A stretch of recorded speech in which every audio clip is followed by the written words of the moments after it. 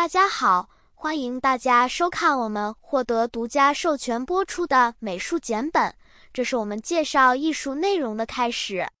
美术简本基础指南，艺术与今天的简短而搞笑的历史。在本书中，我们将探索漫长而复杂的艺术历史，从最初的洞穴壁画到最新的当代艺术趋势。我们还将看看当今的艺术世界以及它是如何变化和发展的。我们将从艺术简史开始，然后我们将继续对当今的艺术世界进行更深入的探索。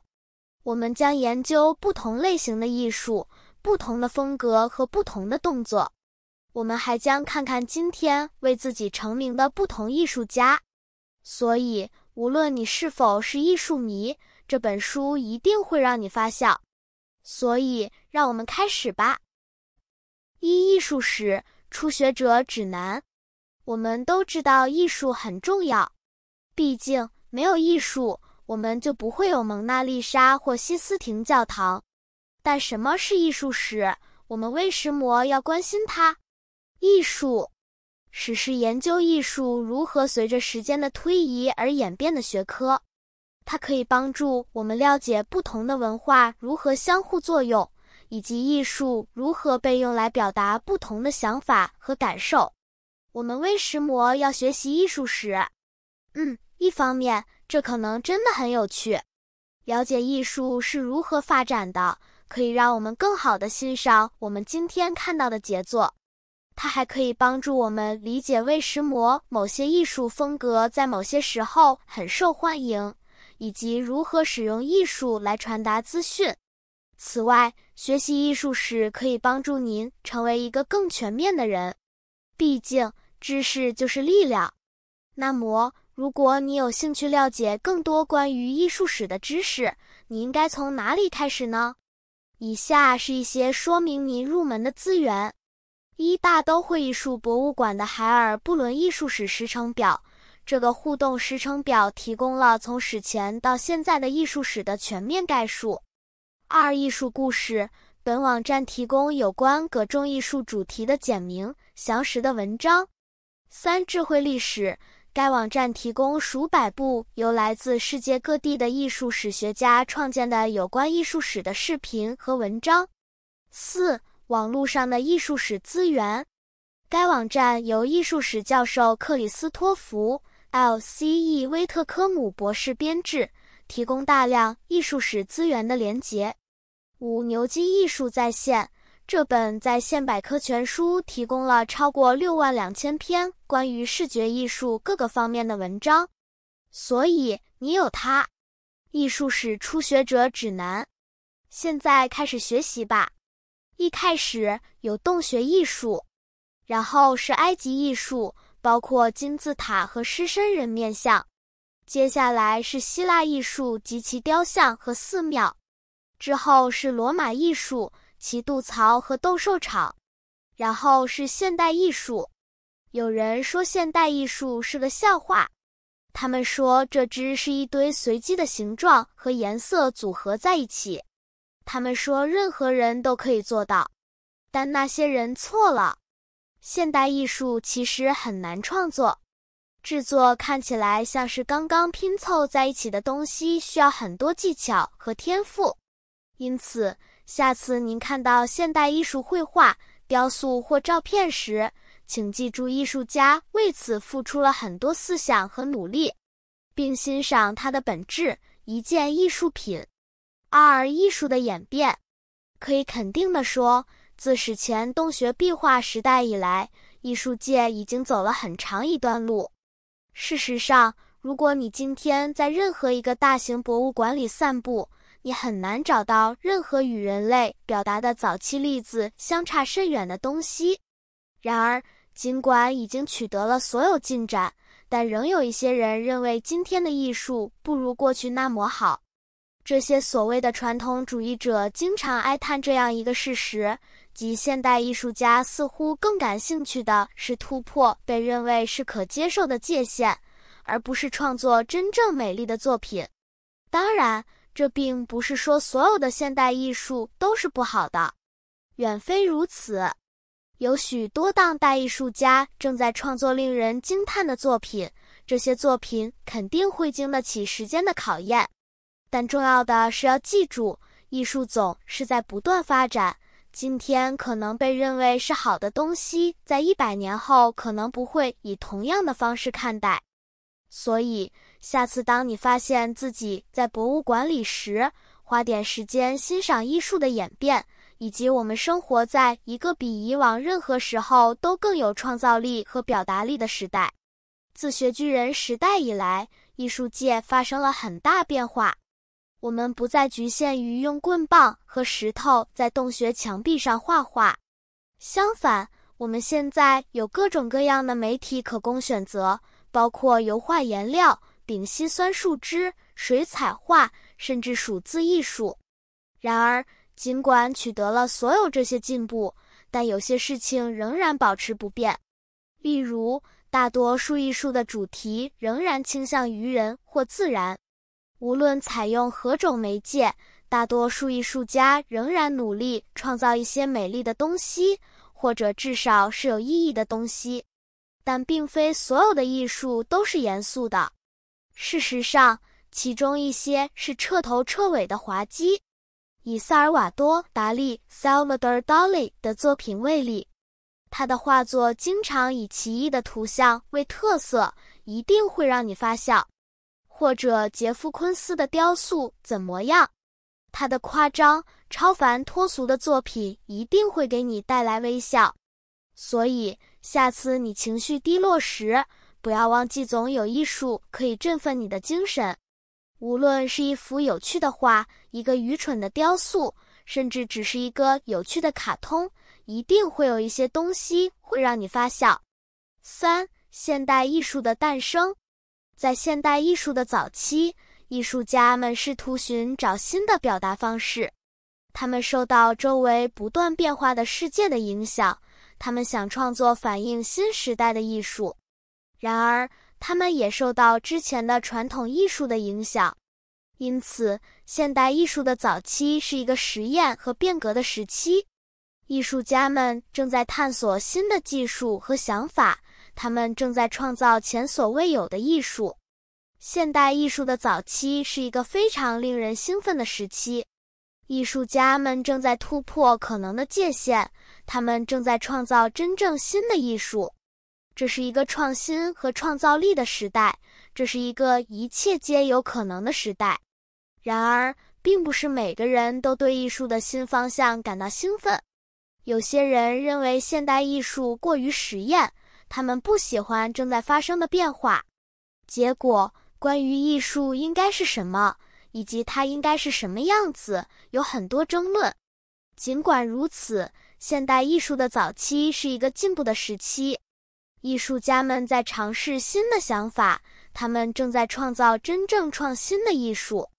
那是一个变革和成长的时代，这是一个一切皆有可能的时代。艺术史是一门经常由对艺术史感兴趣的学生学习的课程。然而，对于对艺术史不感兴趣的学生来说，这也可能是一门非常令人沮丧和困难的课程。今天，我们将讨论艺术史上一些最有趣的时刻。艺术史上最有趣的时刻之一是，一个学生问教授他们是否可以使用洗手间。教授说，学生可以使用洗手间，但他们必须把课本留在教室里。学生说他们没有课本。教授说，如果他们能找到教科书，就可以使用洗手间。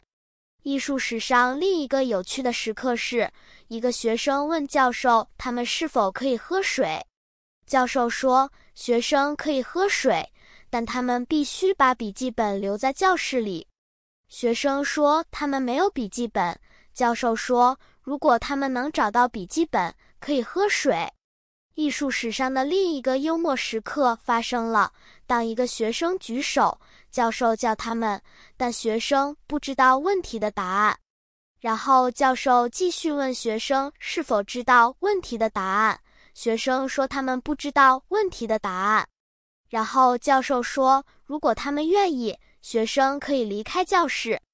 最后，艺术史上最有趣的时刻之一是当一个学生问教授他们是否可以使用洗手间时，教授说学生可以使用洗手间，但他们必须将手机留在教室里。学生说他们没有手机，教授说如果他们能找到手机，就可以使用洗手间。4. 立体主义、超现实主义和抽象表现主义。20世纪初，一种新型的艺术家开始出现。这些艺术家有兴趣打破传统的艺术规则，他们想创造一些新的和令人兴奋的东西。这些新艺术家的第一组是立体主义者。立体主义是始于1907年的运动。立体主义者认为传统的艺术规则过于严格，他们想创造一些更具表现力并摆脱传统规则的东西。立体主义者之后是超现实主义者。超现实主义是一场始于1920年代初的运动。超现实主义者对潜意识感兴趣，他们认为艺术应该是富有表现力的，不应该受到传统规则的限制。最后一批新艺术家是抽象表现主义者。抽象表现主义是始于1940年代的运动。抽象表现主义者对创造富有表现力并具有强烈情感冲击力的艺术感兴趣。这些新艺术家改变了艺术史的进程，他们创造了一些新的和令人兴奋的东西，今天仍在研究和欣赏。艺术始于今天。据说艺术在旁观者的眼中，但是当艺术是一堂历史课时会发生什么？有些人可能会说这是一个打盹的节日，而另一些人则认为它绝对令人着迷。但是那些觉得艺术和历史课都很滑稽的人呢？以古埃及人的艺术品味里，对许多人来说，这是有史以来最美丽、最有趣的艺术之一。但对某些人来说，这只是一群常驻动物头的人。或者著名的蒙娜丽莎怎么样？她真的那么漂亮，还是只是炒作？还有一些人认为今天的艺术是幽默的。也许他们看到一幅现代画，会想，这看起来像是我5岁的孩子可以创作的东西。或者，也许他们走进一个当代艺术博物馆，他们所能想到的就是，这到底是什么？所以，无论你觉得艺术史是一场打盹的盛宴，还是一场笑声暴动，有一件事是肯定的，它总是很有趣。5. 20世纪的艺术。在20世纪初，艺术家开始尝试新的风格和媒体。新一代艺术家出现了，他们对现代性和工业时代感兴趣。他们试图在他们的艺术中捕捉现代世界的能量和活力。20世纪一些最著名的艺术家包括巴勃罗、毕卡索、萨尔瓦多、达利和安迪·沃霍尔。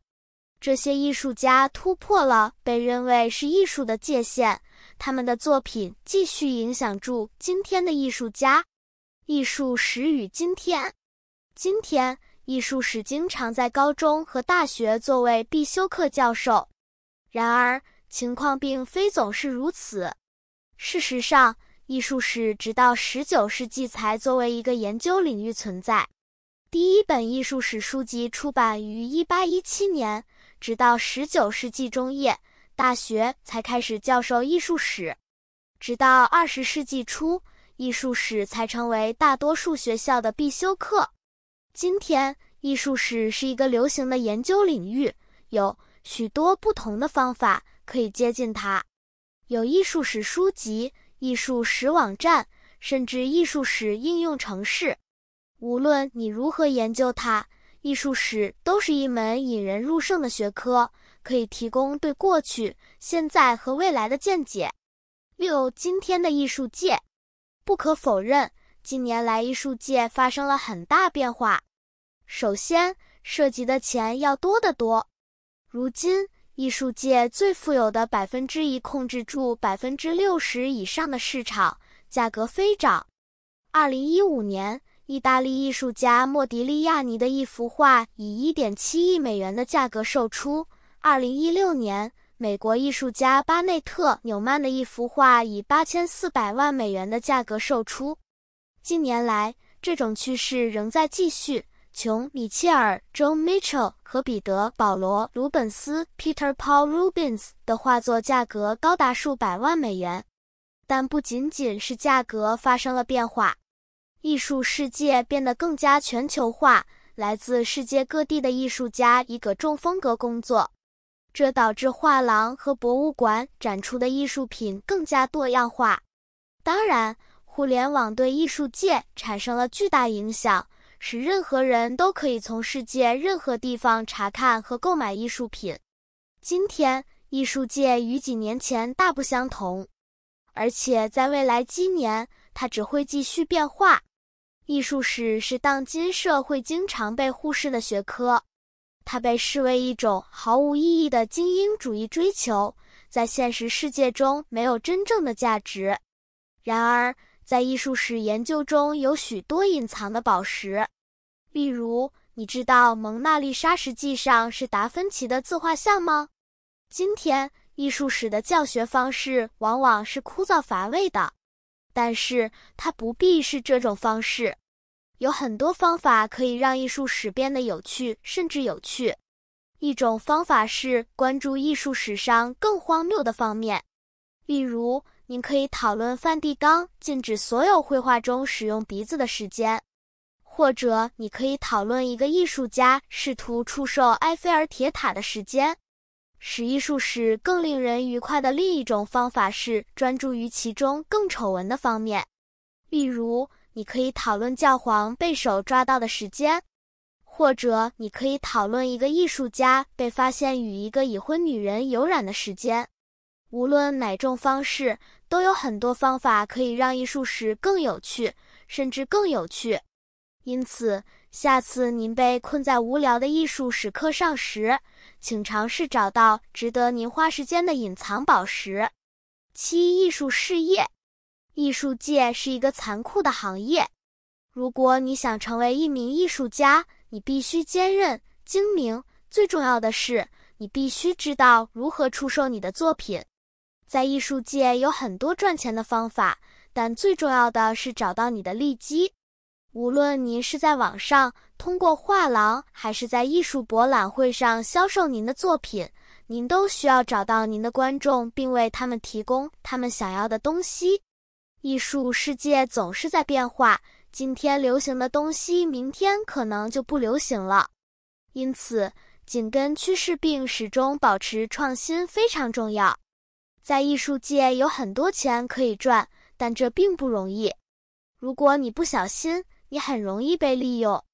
但是，如果你打对了你的牌，你可以为自己创造一个非常成功的职业生涯。艺术史和今日约翰·史密斯。艺术史是对视觉艺术发展的研究，包括绘画、雕塑和建筑。今天，艺术史被认为是人文学科的一个分支，它经常与其他学科交叉，如考古学、人类学、心理学和哲学。艺术史领域有着悠久而丰富的历史。事实上，艺术史的研究可以追溯到古代世界。艺术史的最早书面记录可以追溯到西元前4世纪，当时希腊历史学家瑟诺芬在以弗所的戴安娜神庙中写下了这些画作。在文艺复兴时期，艺术史变得越来越流行，学者们开始撰写有关该主题的论文。乔治·瓦萨里 （Giorgio Vasari） 于1550年出版的《最优秀的画家、雕塑家和建筑师的生活》是最早的综合性艺术史之一。在19世纪，艺术史被确立为一门学科，第一个艺术史系于1868年在柏林大学成立。从那时起，艺术史已发展成为世界各地大学最大和最受欢迎的研究领域之一。今天，艺术史是一个充满活力和活力的研究领域。学者们不断突破艺术史的界限，新的方法和观点不断被添加到这门学科中。随着该领域的不断发展，有一件事是肯定的，艺术史将继续存在。8. 艺术政治。在互联网的早期，在社交媒体和在线流媒体平台之前，有在线留言板。在这些留言板上，有关于艺术的激烈辩论。最具争议的话题之一是政治在艺术中的作用。有些人认为艺术应该是非政治性的，它应该是关于美和真理的，而不是关于议程的。其他人则认为所有艺术都是政治性的，不可能将其与创作时代的文化和政治分开。因此，辩论继续进行，双方的人都在挖苦。但随后，奇怪的事情发生了。人们开始意识到他们实际上可以在某些事情上达成一致。例如，每个人都同意越南战争是一种讽刺，而那个时期的艺术品反映了这一点。因此，缓慢但肯定的辩论开始转变。它不再是关于艺术是否应该具有政治性，而是关于它应该如何政治化。这就是我们今天所处的位置。关于艺术政治的争论仍在激烈进行，但它不再是一个非黑即白的问题，有很多灰色阴影，这就是它如此有趣的原因。那么今天的艺术政治是什么？好吧，这有待商榷。苏斯博士的艺术史和今天。1. 我可以告诉你所有关于艺术史，但今天我要告诉你一个故事。这一切都是关于一个名叫丽兹的小女孩，她喜欢去博物馆。2. 丽兹热爱艺术，她热爱学习。但有一天，她得到了一个大大的惊喜，她最喜欢的画不现了，她已被新的替换。3. 丽兹非常沮丧，她开始了哭泣。但后来她注意到了一些有趣的事情。新画由苏斯博士签名，而且比丢失的那幅还要好。4. 所以现在丽兹知道艺术总是在变化，这就是为什么它如此有趣。你永远不知道你会发现什么，当你参观博物馆时。9. 艺术的宗教。在艺术的早期，一切都是为了取悦众神。艺术家会创作宗教绘画和雕塑，试图讨好神灵。但随着时间的推移，艺术开始不仅仅是宗教，它变成了关于表达和情感。今天，艺术更多的是自我表达，而不是其他任何东西。但这并不意味着宗教仍然在艺术中没有发挥作用。事实上，今天的许多艺术家都用他们的艺术来表达他们的宗教信仰。无论他们是创作耶稣或穆罕默德的画作，还是佛陀或印度教神的雕塑，他们都在用他们的艺术来传达他们的信仰。没关系，因为艺术是关于你想要的任何东西。这是一种表达你自己、你的信仰和你的感受的方式。所以，无论你相信什么，无论你想说什么，走出去创造一些艺术。艺术史和今天。今天，艺术就是关于互联网的。我们甚至不需要离开家去看世界上最伟大的杰作，我们只需登录并查看即可。但情况并非总是如此。就在几百年前，如果你想看一幅画或雕塑，你必须去它所在的地方。如果是在另一个国家，好吧，你不走运。但即便如此，人们还是对艺术着迷。他们会长途跋涉去看最新的作品，他们会花几个小时看住它们，试图理解艺术家想说什么。今天，我们可以随时看到我们想要的任何东西，但我们真的花时间去欣赏它吗？10. 艺术哲学。在艺术哲学中，几个世纪以来，艺术是什么的问题一直是人们关注的中心问题。理论家们提出了各种各样的定义，但对单一的定义没有达成共识。过去，艺术通常被视为我们周围世界的反应，其目的是传达某些想法或资讯。然而，今天，艺术通常被视为一种自我表达的形式，其目的是唤起观众的某些情绪或反应。有些人认为艺术只是人们决定称之为艺术的东西，其他人则认为某些内在的品质使某些东西成为艺术。无论你对艺术的定义是什么，不可否认的是，它在我们的生活中扮演着重要的角色。它可以是美丽、灵感和意义的源泉，它也可能成为争议和辩论的根源。无论你对艺术的看法是什么，有一件事是肯定的：艺术是我们共同的人类经验的重要组成部分。莱斯利·安·中斯的今日艺术史。一、什么是艺术？这是一个古往今来一直被问到的问题，今天仍然困扰住我们。许多人认为艺术是为了美丽或引发思考而创造的，其他人则认为艺术是为了赚钱而创造的。还有一些人认为艺术是被创造来治疗的东西。无论其创作的原因是什么，不可否认的是，艺术是我们历史的重要组成部分。它被用来记录重要事件，表达想法和感受，并创造美。第二，艺术史是一部漫长而复杂的史。据信，第一种艺术是由人类在3万多年前创造的。这种艺术采用洞穴壁画和雕塑的形式。从那时起，艺术不断发展和变化以反映时代。例如，在文艺复兴时期，艺术被用来记录我们周围的世界。达芬奇和米开朗基罗等艺术家创作了逼真且充满细节的绘画和雕塑。在印象派时期，艺术开始更多地关注艺术家的情感和内心生活。克劳德·莫内 （Claude Monet） 和皮埃尔·奥古斯特·雷诺阿 （Pierre Auguste Renoir） 等艺术家创作了充满光线和色彩的画作。今天，艺术有许多不同的形式。我们有抽象艺术、行为艺术、数字艺术等等。什么是艺术的问题仍在争论中。第三，那么什么是艺术呢？好吧，这取决于你决定。它是被创造来的美丽吗？为了赚钱？记录我们周围的世界？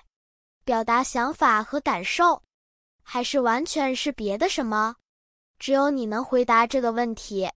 但有一件事是肯定的，艺术是我们历史的重要组成部分，它将继续成为我们未来的重要组成部分。结论，可以肯定地说，尽管有些人可能会怎么想，艺术史并没有死，它今天仍然非常活跃。事实上，它正在蓬勃发展。参与艺术史的资源和机会比以往任何时候都多。